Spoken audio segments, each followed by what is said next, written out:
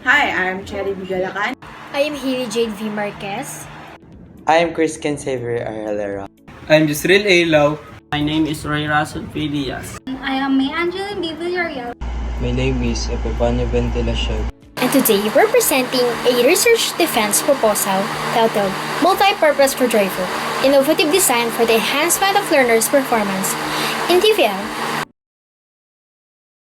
And here in introduction, the concept of the multi-purpose screwdriver was born from the need to enhance inconvenience and efficiency in DIY projects by consolidating several tools into one.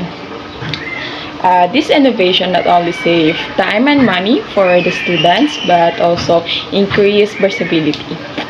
The selection of materials and design are interlinked with design, serving as a problem-solving process and identifying discrepancies between desired and actual states lead to formulating challenges and determining necessary function to bridge the gap. Material selection involves creating criteria, eliminating unsuitable candidates, and identifying the best options. Considering constraints and special function at the component level material for multiple properties, conflicting criteria, and interrelationship between materials and the process. And here in Rationale, the research aims to redesign the multi-purpose screwdriver with a modern head system allowing for quick tip switching and a built-in screwdriver for precise tightening. The handle is designed for the comfort with a non-slip grip. This innovation is intended to benefit TBL students by enhancing their skills and reducing material losses. The compact and portable design make it easy to carry, increasing convenience and usability. Literature review encompasses to design an innovative screwdriver that can help broadband installation students to improve their skills and performance. In this research, the researchers want to assess how the screwdriver can affect its user capability and fill the gap of the literature. By answering this, the researchers could evaluate how the innovative design differs from an ordinary screwdriver. The researchers aim to have an accessible and easy-to-use tool that is comfortable for laying groundwork. Theory of Invention Problem Solving, TRIZ, by Genrix Altschuler, adapts existing creation to solve modern problems. TRIZ employs tables of contradictions and innovation principles, avoiding trial and error to resolve design challenges and eliminate physical contradictions. It focuses on solving problems through innovation, offering benefits like enhanced creativity and productivity, reduced trial and error, generation of breakthrough ideas, improved solution quality and reliability, and development of new products, services, and processes. Here in the research question, what is the difference of innovative design in a multi-purpose screwdriver to the common screwdriver that can improve the skills of technical vocational education learners? Second, what impact does enhancing the screwdriver tool have on learners' performance? And the last, what indicators can learners use to determine if the new design of the multi-purpose screwdriver will improve their performance? This research uses a quasi-experimental studies are valuable for assessing whether a digital product or service achieves its goals, making them useful post-development. They are commonly used in economic studies and can also aid in product improvement during development. These studies do not require randomization and offer a high degree of evidence, making them suitable when randomization is not possible or ethical.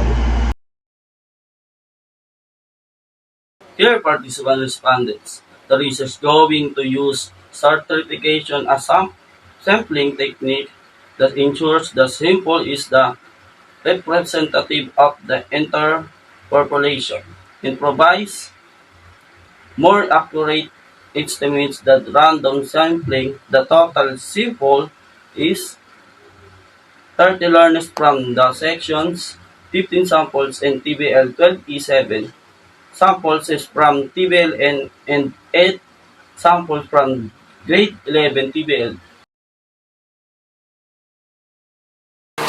Using a questionnaire as the research design during product-based research is very useful to gather information about what the product's target audience is looking for. This information can help guide the research and product development in designing a product that addresses the needs of the target audience and ensures the product will be well received during its release. During the development of a product-based questionnaire research design, researchers should take the necessary steps to ensure the safety and security of the data collected from the respondents. And this includes informing the respondents about the research process, the data collection process, and how the data will be used, and who will have to access it.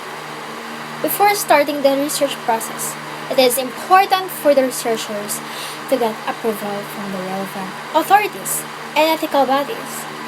And this is referred to as in-principle approval and is typically required when data is being collected from participants.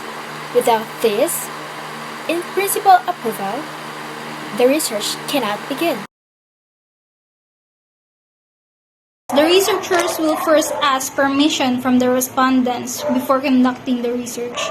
The research will be done ethically and will respect the rights of the participants, the confidentiality of data, respect for local authority, and permission for school and parents' authority. The researchers will ask permission through a formal letter with informed consent of the parent, and the consent forms of the participants will be confidential. Protocols will be followed in conducting the research, especially the free will of the respondent to choose whether to participate. The researcher formulation for this study will be mean and standard deviation as a univariate analysis. To help summarize and understand this paper, we'll use a per-person correlation coefficient. This is used to understand the relationship between the variables. Per-person correlation coefficient, whether there is a significant relationship between two variables. Researchers developed two variables as a criteria for overall evaluation of the multipurpose screwdriver.